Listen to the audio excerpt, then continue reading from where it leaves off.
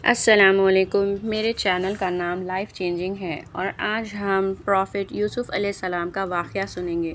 اگر آپ میرے چینل پر نیو ہوں تو پلیز میرے چینل کو سبسکرائب کر لیں تاکہ آپ سے کوئی بھی پروفٹ سیریز مس نہ ہوں۔ تو چلیے شروع کرتے ہیں with the real life story of prophet Yusuf علیہ السلام۔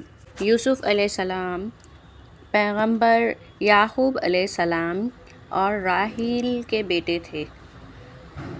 ان کا ایک چھوٹا بھائی بھی تھا جس کا نام بنیامین تھا۔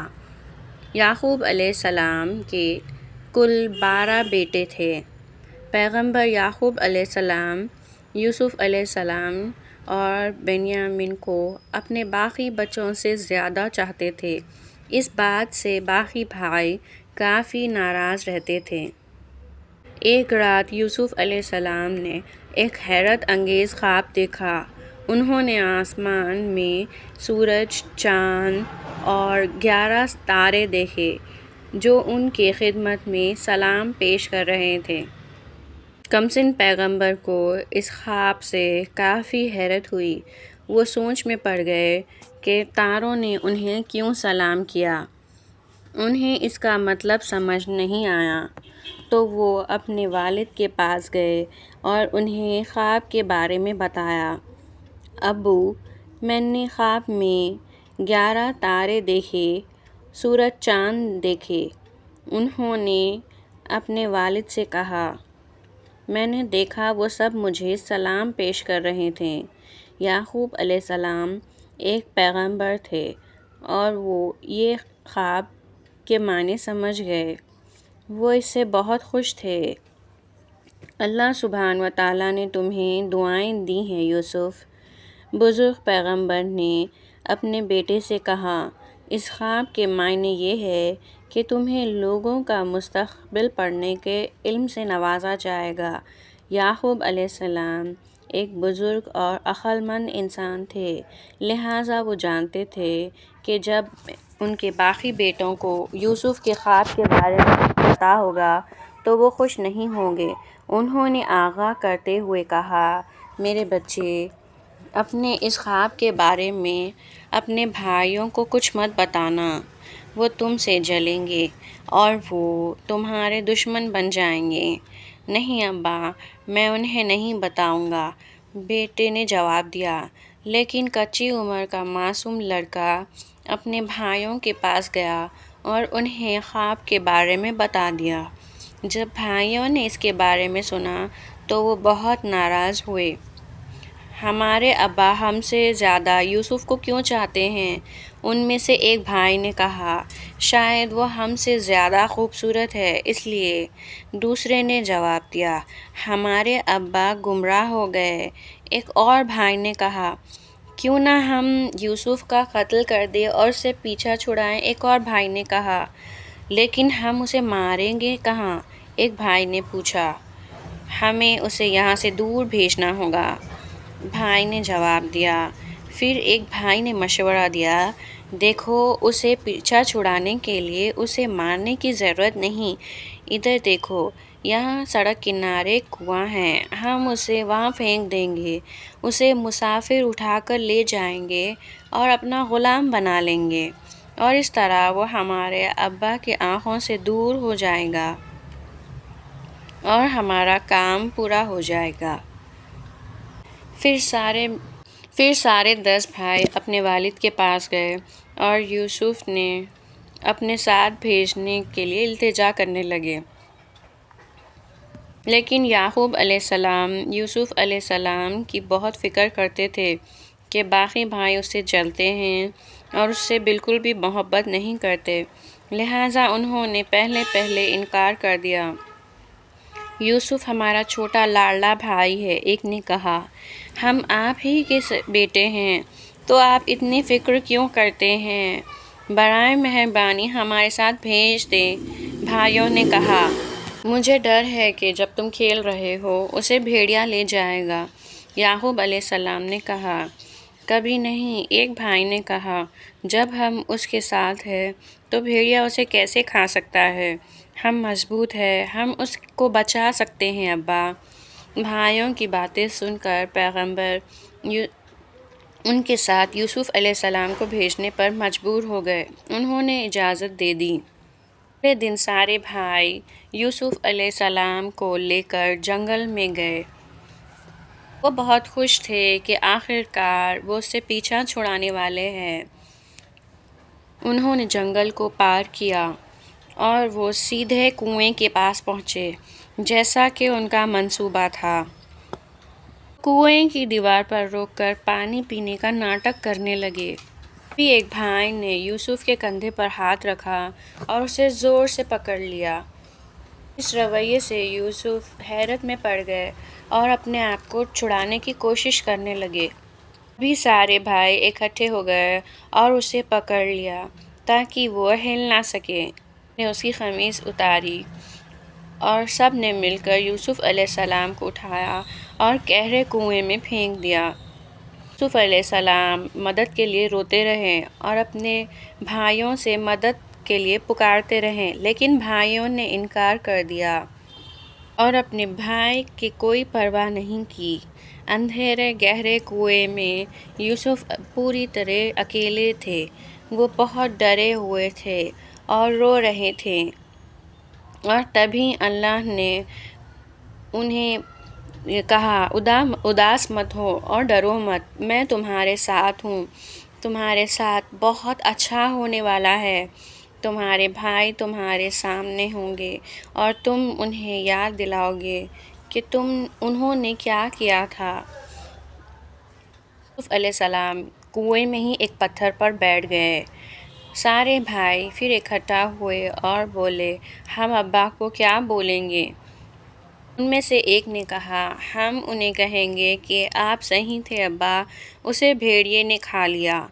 ہاں، بھائی راضی ہو گئے۔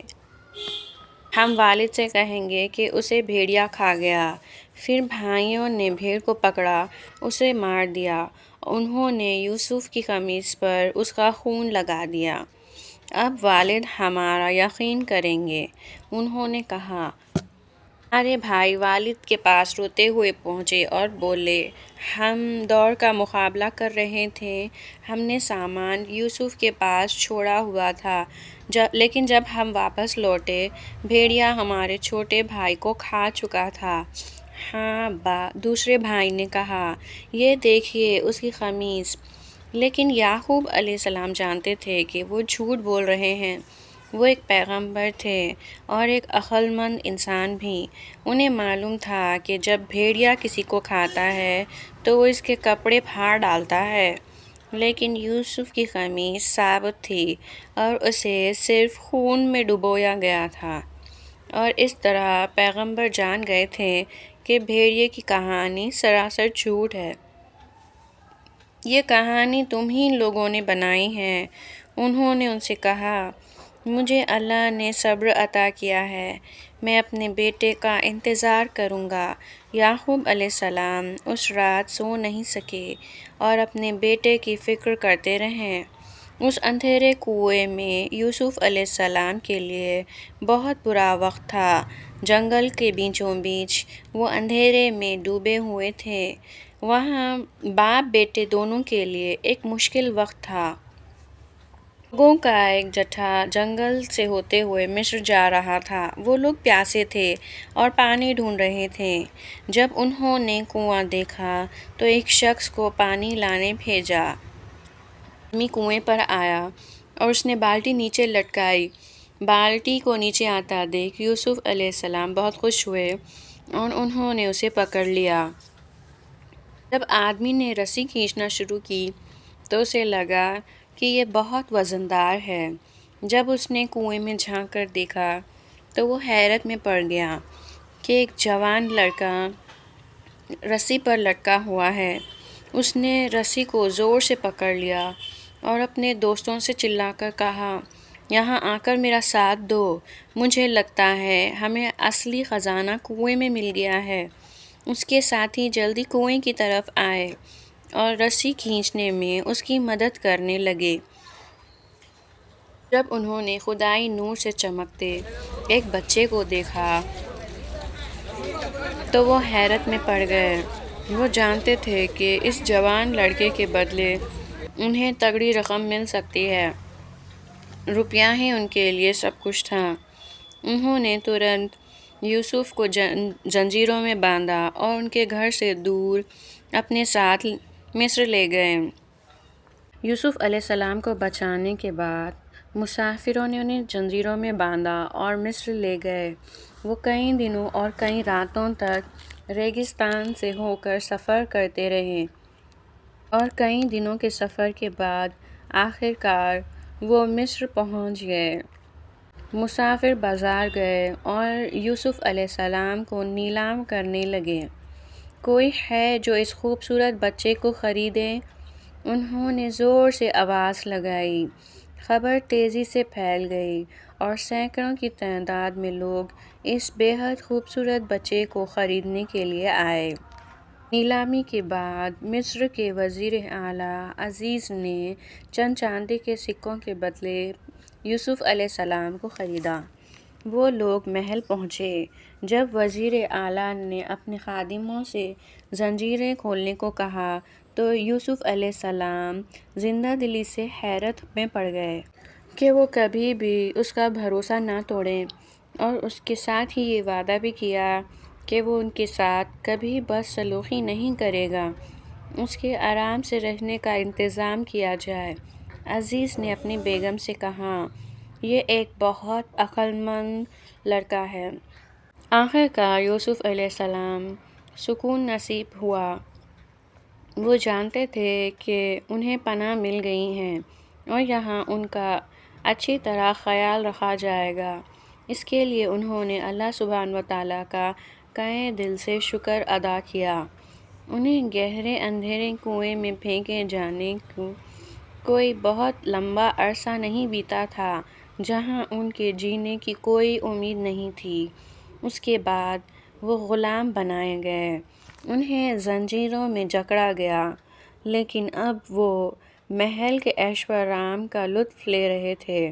ان کے پاس کھانے کو طرح طرح کا لذیذ کھانا بھی تھا۔ ان سب کے باوجود ان کا دل اپنے والد اور اپنے چھوٹے بھائی بنیامین سے ملنے کے لیے بے قرار تھا۔ یوسف علیہ السلام کو وزیر اعلیٰ کی بیوی کا ذاتی ملازم بنایا گیا۔ وہ تمیزدار اور فرمانبردار تھے۔ اپنی تمیز، تہذیب اور سلیقے سے انہوں نے سب کا دل جیت لیا۔ جلد ہی یوسف علیہ السلام کی خوبصورتی کو لے کر شہر میں باتیں ہونے لگیں۔ لوگ یہ کہنے لگے کہ اتنا خوبصورت اس سے پہلے کبھی نہیں دیکھا۔ ان کا چہرہ بے داغ، خوبصورت تھا۔ ان کی روح کا نور ان کے چہرے پر صاف نظر آتا تھا۔ جیسے ہی وہ جوان ہوئے، ان کی عقل مندی اور علم میں اضافہ ہوا۔ وہ جلد ہی ایک تقریر دینے والے بن گئے جو ہمیشہ لوگوں کے لیے بہت دلکش ہوتی۔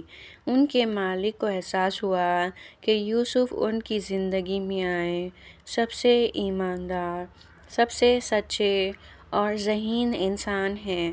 کچھ وقت کے بعد انہیں گھر بار کی پوری باغ دوڑ سونپ دی گئی اور وزیر اعلیٰ انہیں بیٹے کی طرح ماننے لگے۔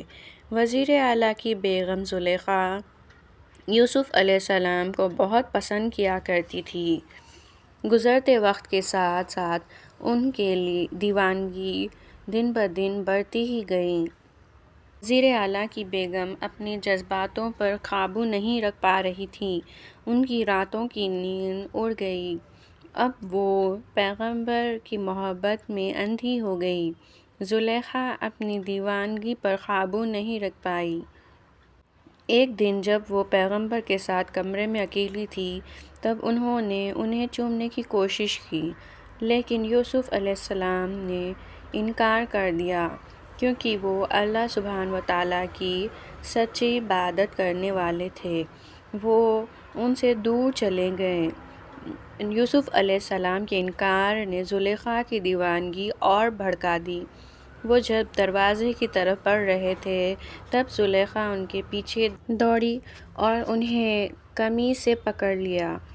اپنی طرف کھینچنے کی کوشش میں پیغمبر کی قمیص پھٹ گئی اور وہ پھٹا ہوا کپڑا زلیخا کے ہاتھ میں رہ گیا۔